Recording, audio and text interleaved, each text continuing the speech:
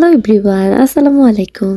Maheshpur ভৈরবা viral বেকায়দা চা কিন্তু আমাদের বাসার পাশেই। বেশ কিছুদিন ধরেই যাবো বলতে আর যাওয়া হচ্ছে না। যেই ঠান্ডা পড়তেছে, এই ঠান্ডায় পোড়া রুটি আর দুধ চা খেতে চলে গিয়েছিলাম ভৈরবায়। আমাদের বাসা থেকে ভৈরবা ৮-১০ কিলোমিটার। বাসার সবাই মিলে ভ্যানে করে গ্রামের সৌন্দর্য দেখতে দেখতে চলে এসেছি সেই ভাইরাল বেকায়দা চাতে। প্রথমে ঢুকেই চার রুটি অর্ডার দিয়ে একটু চারদিকটা ঘুরে দেখছিলাম। সিম্পলের মধ্যে ডেকোরেশন প্লাস লাইটিং আমার কাছে তো ভালোই লেগেছে। আর ওনাদের প্রত্যেকের ভালো ব্যবহার তো আছেই। এক পাশে রুটি পোড়াচ্ছে, অন্য পাশে চা বানাচ্ছে।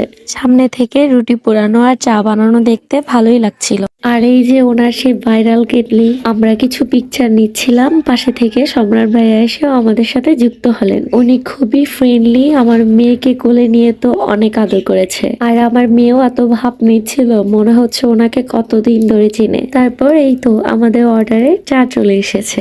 এটা হচ্ছে মূলত মালাই চা, সাথে তিল আর নারিকেল অ্যাড করেছে। চায়ের মূল্য ৩০ টাকা আর পোড়া রুটি ১০ টাকা। আমার কাছে প্রাইসটা ঠিকই মনে হয়েছে। ভাইরাল বলে বলছি না, আসলে ওনাদের খাবার প্লাস ব্যবহার দুইটাই আমার কাছে ভালো লেগেছে।